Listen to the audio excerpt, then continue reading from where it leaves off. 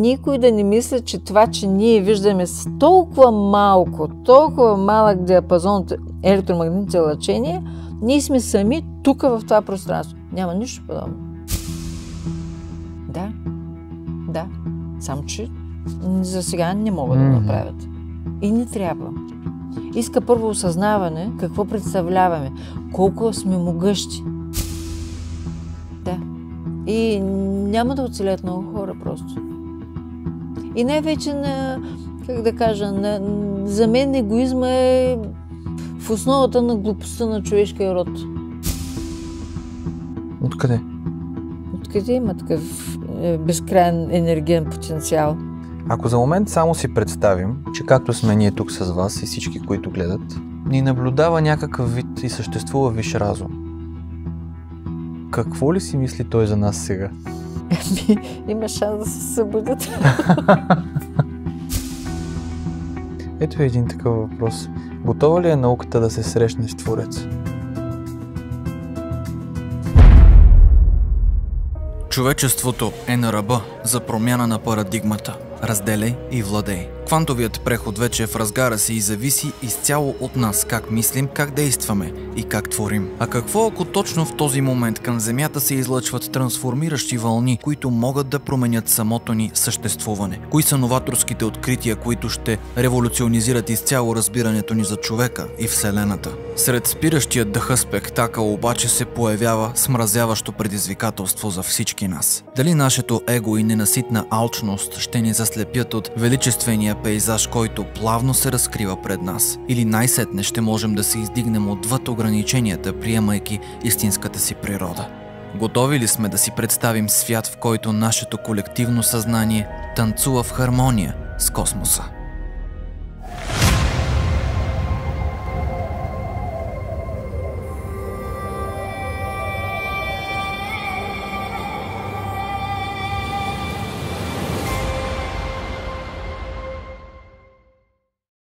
Новият квантов преход и какво очаква човечеството за напред. Днес сме отново в студиото с доктор Караславова. Здравейте и добре дошли в изследователи на реалността. Здравейте. Какво се случва с нас в момента? Да тръгнем от там. Предния път си говорихме за това какво представляваме като същности, но днес ми е изключително интересно този въпрос.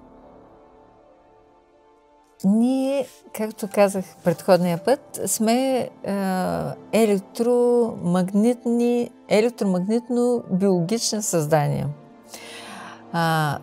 Приемаме електромагнитните лъчения, например слънчевата енергия, и съответно отдаваме електромагнитни лъчения в околното пространство.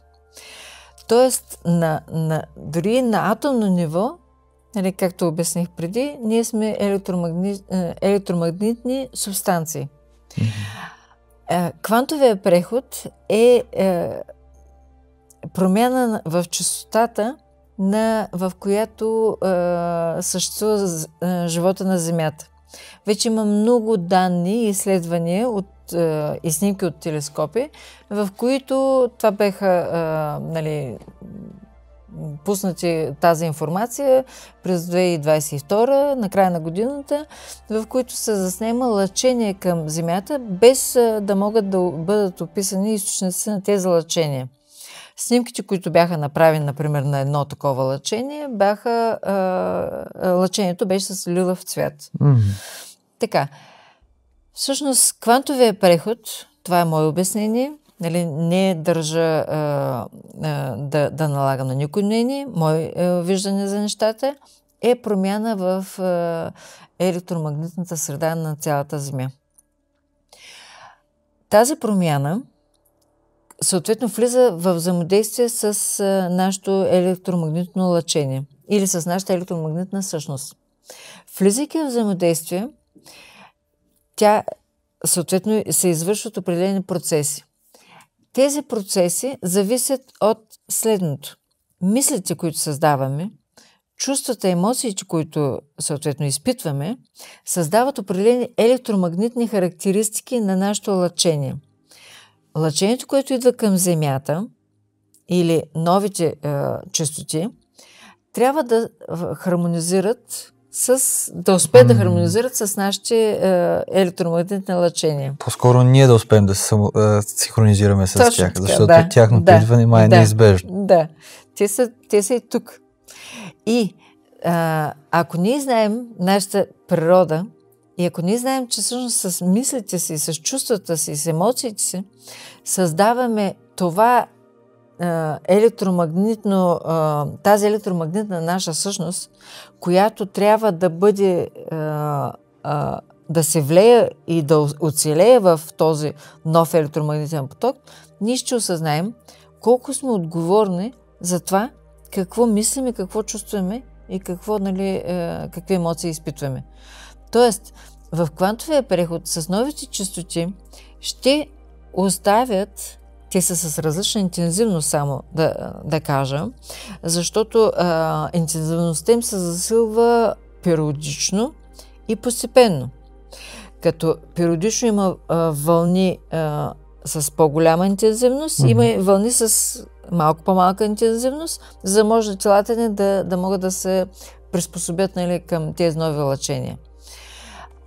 Ще останат на тази земя само същности, които са успели да се приспособят към тези лъчения.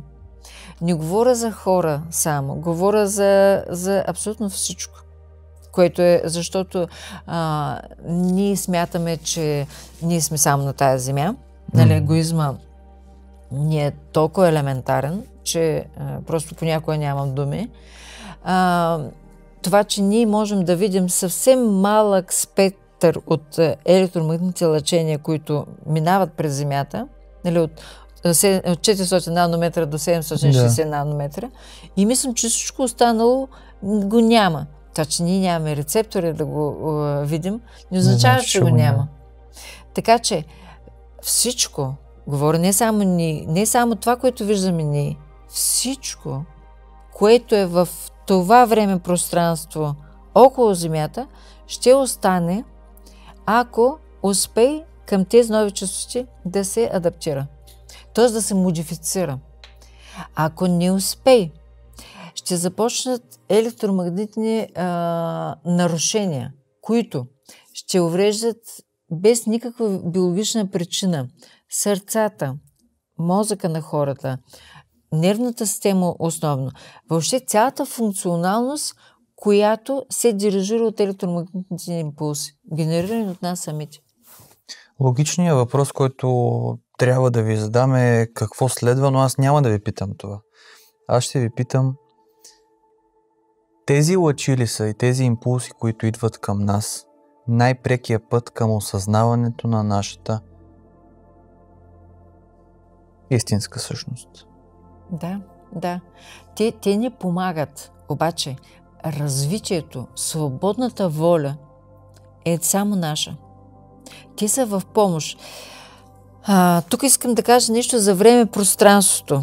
Време-пространството е материя със сферична форма.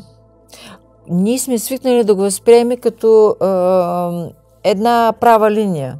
Тук е 10 часа, тук е 16 часа, там е 21 часа. Не, това е материя, в която ние, и то пространствена материя, в която ние се движим. Ние в момента, това е много важно хората да го знаят, не се отдалечаваме от нашия галактически център или нашето галактическо слънце, както беше до 2012, а започваме да се прибираме към него. Прибирайки се към него, честотите и електромагнитното излъчване на това централно слънце ще се засилват все повече и все повече. Ние нямаме избор никакъв да станем едни същества, които да изграждаме, да станем сътворци. Защото сътвореца може само да отиде при твореца. Ако ние сме толкова деструктивни, а егоизма е най-страшното егоистично, смисъл деструктивна характеристика на нашата същност, ние няма никъде да можем да отидем. Тоест, ние ще отидем далеч от... Да. Ето един такъв въпрос. Готова ли е науката да се срещне с Твореца? Захванали сме се с всичко това с една единствена посока. Да открием себе си. В името на себе си и в името на всичко, което е, докато изследваме множеството реалности. Ако имате желание да подкрепите ИНРА и всичко това, което заедно с екипа правим, може да ни подкрепите в Patreon, PayPal или да станете членове на канала. Поклони благодарим, че ни давате смисъл да продължаваме да творим осъзнато и заедно. Науката преди хилядолетие е била срещната и била едно с Твореца, защото тя е творяла знание. В момента науката за мен не твори толкова знание, колкото твори факти, които са обаче представени по някакъв удобен за определени хора информация. Науката е, за мен, да разберем как можем да ставаме творци. Тоест, не е въпроса колко медикамента ще измислим, примерно, за хипертония. Въпросът е да разберем тази хипертония, защо се появява в нашето тяло.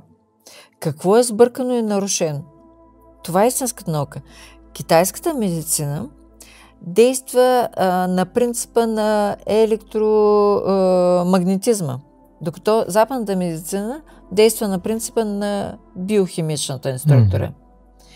И е време тези две науки да се обединят, като за мен превес трябва да се даде на китайската медицина, но не толкова чрез меридианите, колкото да се осъзнаят абсолютно всички процеси на ниво електромагнетизъм.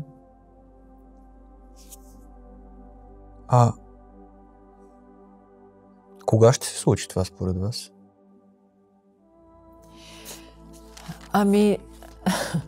Когато навлезем малко по-дълбоко в новото квантово пространство. За никой не е тайна вече, че квантовата физика направи доста открития в последните години, но какво сме пропуснали като същност, обяснено в много елементарен принцип? Ние живеем ли в една квантова реалност или това за нас е все още нещо неразбрано? Ние живеем в квантова реалност, само че хората не осъзнават какво е значението на действията им и на мислите. Знаете ли защо го казвам? Извинявайте, че ви прекъсвам. Навсякъде около нас сякаш ни се подсказва това. Излизат филми, които са с подобни заглавия и вътре можем да видим същите такива на пръв поглед фантастични елементи, които според мен лично са чиста физика. Излизат списания, интервюта по целият свят и така нататък. Тоест това вече сякаш се случва. Сега ще обясня много нагледно какво означава квантова реалност. Квантово заплитане. Вече всеки може да прочете какво означава квантово заплитане. Един фотон, ако му се въздейства и той е бил свързан с друг, другия ще получи същото въздействие, без значение на какво разстояние и на какво време пространство се намира. Тоест, когато са били близко един до друг, те са се обменили някаква информация и вече разстоянието не може да им повлияе по никакъв начин. Давам като пример близнаците, еднояичните близнаци, един като е зле и другия е зле. Да. Така. Всички казват, че сме произлезли от така наречения взрив. Тоест, ние сме произлезли от една същност. Една същност. Тоест, били сме едно общо цяло. Как това е едно общо цяло, когато се е разделило вече на толкова милиарди хора, е реално загубило връзката, не е загубило връзката. Това е квантовото преплитане. Тоест винаги е било във връзка, винаги е и винаги ще е. Да.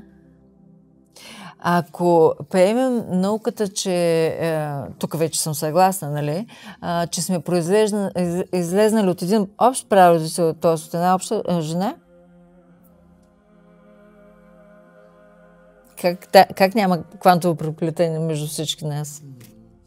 И всъщност, когато ние извършваме някакво зло, в енергията, значи, ние генерираме електромагнетични импулси, изпращаме ги в пространството. Нали? Извършваме някакво зло, каквото и да било там. Енергията не се губи. Тя винаги се модифицира. И тази осморка, която е символа на безкръвността, и ви казах, че нашите тела са изградени основно от осморки, всъщност тази енергия като осморка отива и като бумеранг се връща при нас. Защото ние сме квантово вплетени чрез общия с прародител. Всички. И пак повтарям, никой да не мисли, че това, че ние виждаме с толкова малък диапазон от електромагнитните лъчения, ние сме сами тук в това пространство. Няма нищо подобно. Както казах, че сме изградени от фотони, от светлина, де-факто ние произлизаме всяка една същност, която е тук, нали, произлиза от един източник. Светлина. Да. Бог е светлина. Да. Аз ще си позволя да цитирам едно от забравените писания от Библията, така ще го нарека, което не присъства в официалната част. И там се казва така: Исус казва на своите ученици: Вие идвате, ние идваме от светлината, която дойде сама от себе си. И ето го, преплитането и... Ще дойде време, в което ще стане ясно Слънцето как е формирано. Той говори за мен, това е мое обяснение, Да. говори само като източник Слънце. Защото той наистина прави абсолютно всичко на Земята.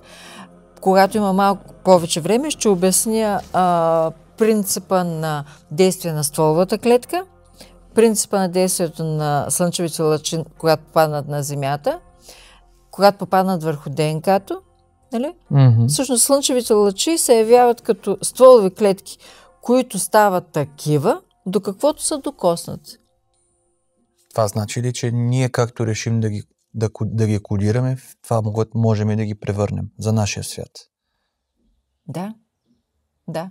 Само че за сега не могат да направят. И не трябва. Иска първо осъзнаване какво представляваме, колко сме могъщи, колко сме свързани взаимно. Това сега, нашата комуникация, тази комуникация не е само между нас. Тази комуникация в момента се разпространява абсолютно във всички посоки на пространството, което познаваме, като информация. И остава завинаги.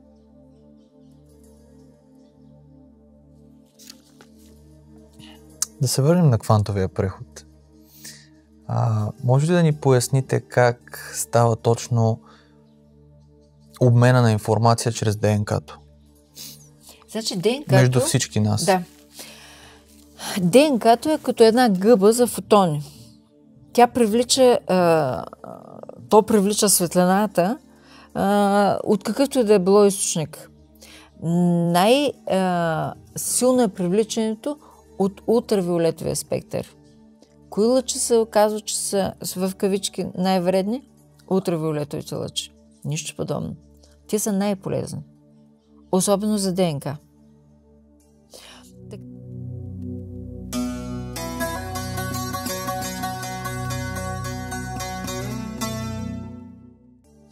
Така, значи, когато светлината има опити, в които вземат лазерен отпечатък от зародиш на, може би, нали, няма да съм точно, но на едно животно, и после облъчват с този отпечатък енергиен зародиш на друго животно. И се ражда от зародиш, примерно на гущерче и на жаба. Ако вземат отпечатъка на гущера и го проектират върху отпечатъка на жаба, се ражда гущерче. Създава се, нали, нова модификация. Тоест светлината може да модифицира ДНК-то, нали, така както искаме ние. Няма смисъл от отразване на участъци, нали, секвениране и така нататък. Това може да стане с светлина.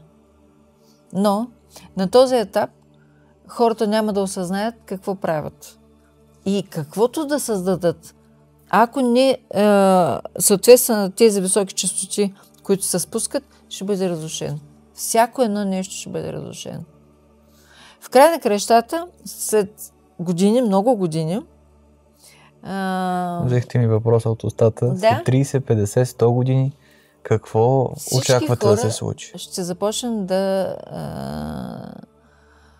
сътворяваме. Осъзнато. Всички. Да. Ще разберем всички, че Земята е едно живо същество. Ще разберем, че това живо същество е проецирано в абсолютно всички от нас. Ние сме част от нея. Значи, ние сме изградени от нея. Разберете ли? Ние сме пръст. И унищожавайки природата, ние де-факто унищожаваме себе си. А няма загубена енергия, която се генерира от мисълта и от действието. Такъв е закона, както разбрахме. Да. Ще се върне обратно. Само, че има си време за всяко нещо. Не му е дошло времето. Да. Просто може би има и физическо проявление, т.е. нужно време, което да се реализира. Просто ние може да искаме да става веднага, но е редно да има време. Ако генерирам импулс от нашето сърце за грижа, любов, топлина и така нататък, това нещо всичко се разпространява. Така че просто може да го правим. Какви са предизвикателствата според вас, през които ще преминем, за да стане за да е този квантов преход успешен? На човешко ниво. Трябва просто да приемем, че ако не хармонизираме нашите мисли, чувства и емоции, просто ще бъдем разрушени. Как става това в нашето ежедневие? Сега, например, давам един прост пример. Ако извършваме убийство, примерно. Нали? Прост пример, да. Да. Ние всички сме, между другото, инструмент в ръцете на Господ. Така че, нали, не е добре да съдим много, нали, кой какво е извършил. Така, получава се блокиране на първа, втора чакра.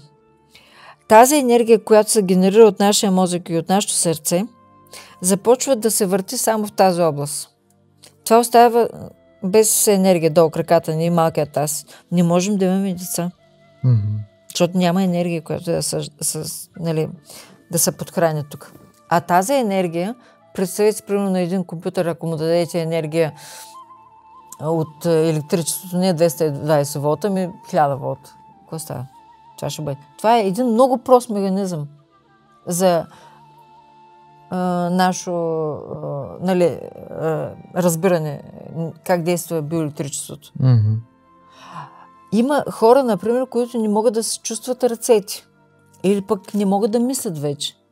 Това е защото просто им се блокират определени връзки на ниво мозък, на ниво инервиране.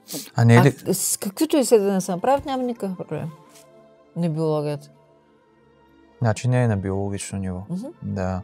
Просто ще има и това, колкото и да е трудно да го възприемем, трябва единственият начин, нали, да се просвещават хората, това, което правите, нали, ви, е за да може да им се помогне да се настроят на тези нови честоти.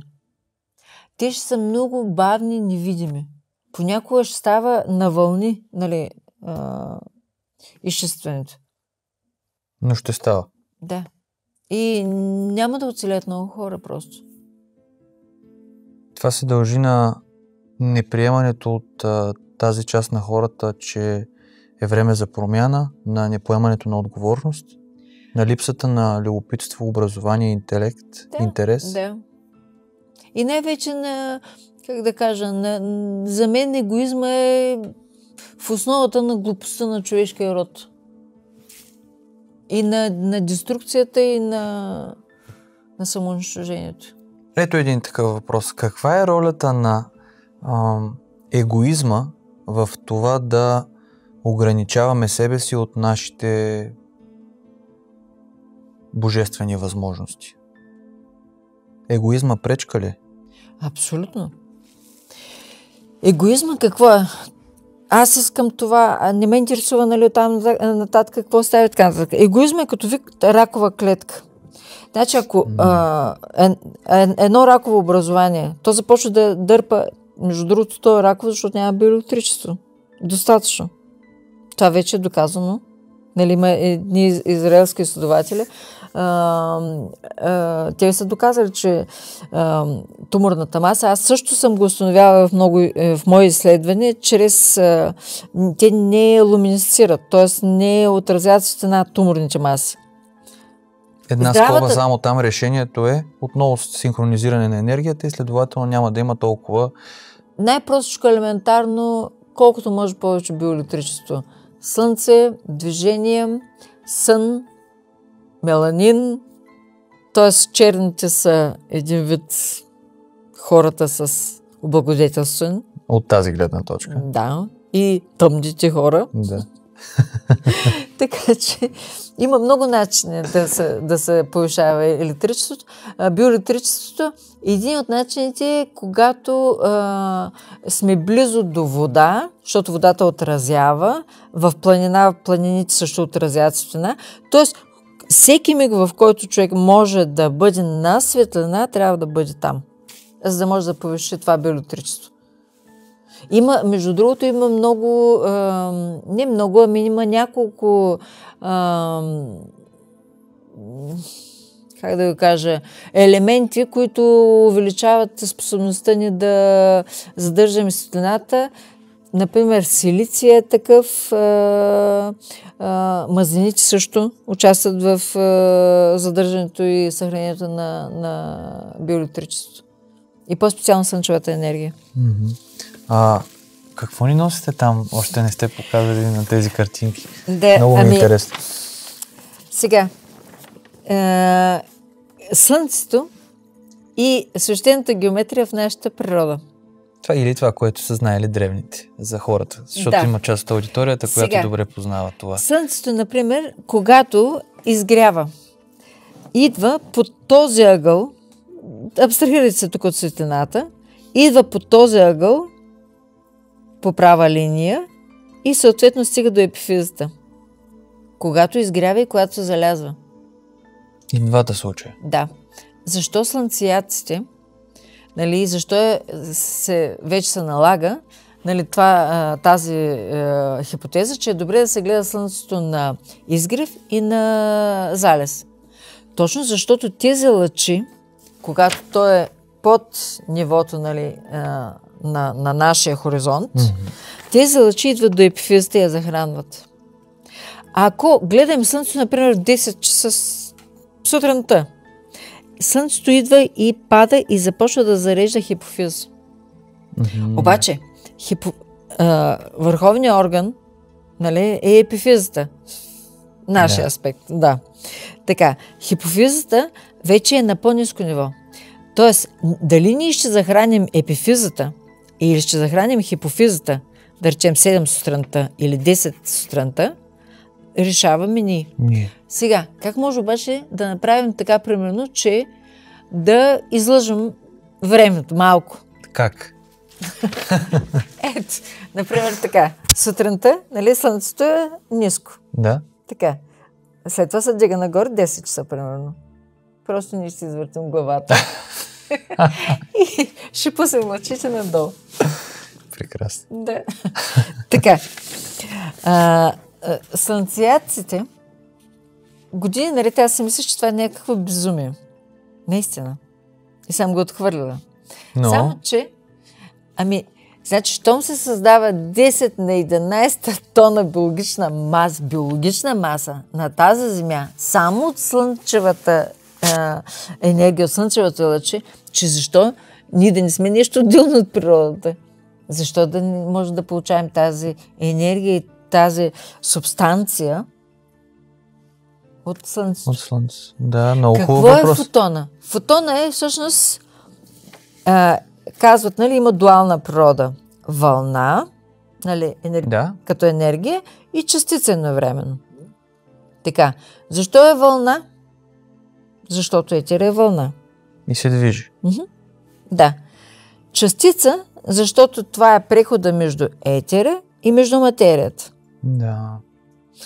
И всъщност ние, ако се храним с един вид, аз не казвам да спрем да ядем, но това е задължителен компонент, ако искам ние да развием нашите способности на сътворци, ние просто трябва да ползваме слънчевата енергия. Готови ли сме вече да се сблъскваме в кавички сблъскаме с етера? В този смисъл. Ние живеем сред етера. Етера не може да бъде изолиран, няма вакуумни пространства, нищо не може да бъде изолиран. Той е в абсолютно всичко. Етер е първоизточника на нашия живот. Ама този живот, пак казвам, ние си познаваме там някакви смешни проценти от електромагнитния спектър. Колко са там? 2-3%.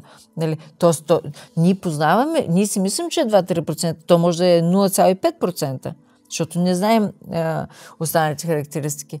Но етера, както светлината, например, може да бъде различна, така и характеристиките на етера също могат да бъдат различни. Различните характеристики на етера създават и различните видове светлини. А променя ли се етера или си остава такъв какъвто е? Той е изключително разнороден. Има всичко в себе си. Да. И съдържа всичко. Да. Няма такова нещо, нали, как да кажа,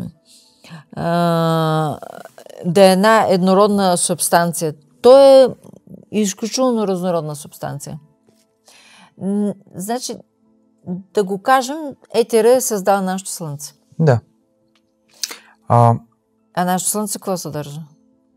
Всичко изгражда. Представете си всичко. Това, което познаем на Земята с нашите, нали, елементарни сетива. Образно казано, светлина и енергия. Да. Ако за момент само си представим, например, че както сме ние тук с вас и всички, които гледат, ни наблюдава някакъв вид и съществува висш разум. Какво ли си мисли той за нас сега?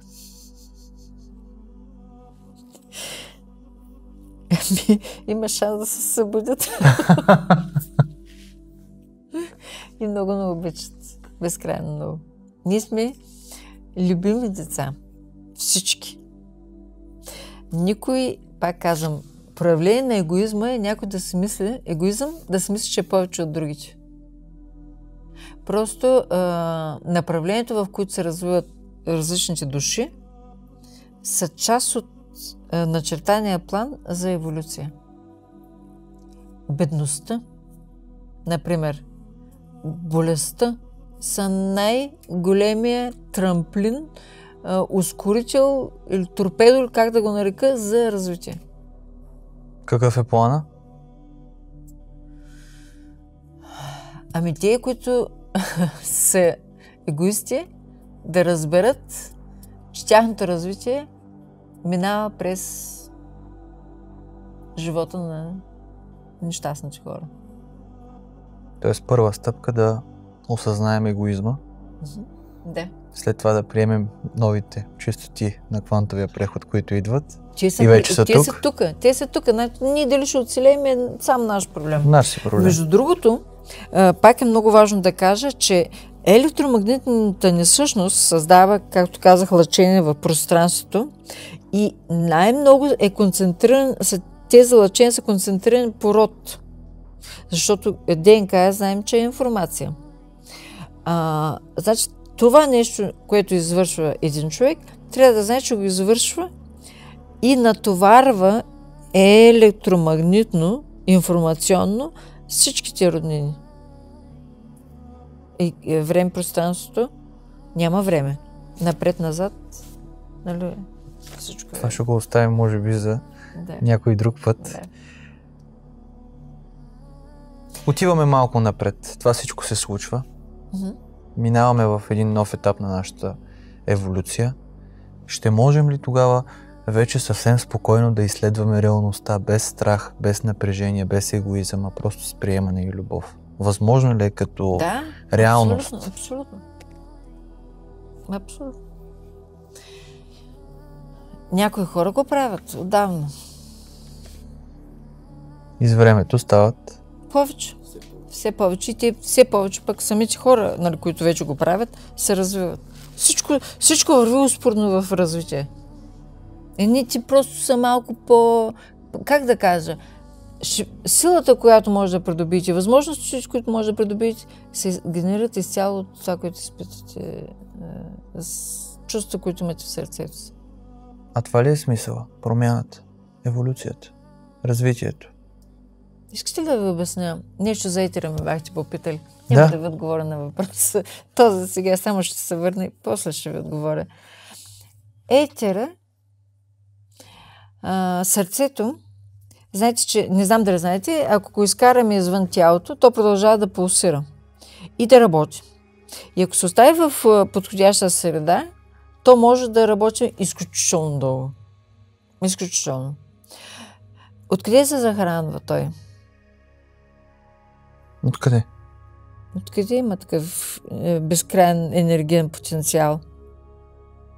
От етера. От етера. Така. Значи, ако искате да черпите енергия от етера, или познанието и възможност на етера, направете сърцата такива. Постоянно пулсиращи. Не, любящи. Доктор... Те се пулсират. Между другото, етера има пулсира, тази енергия пулсира. Да.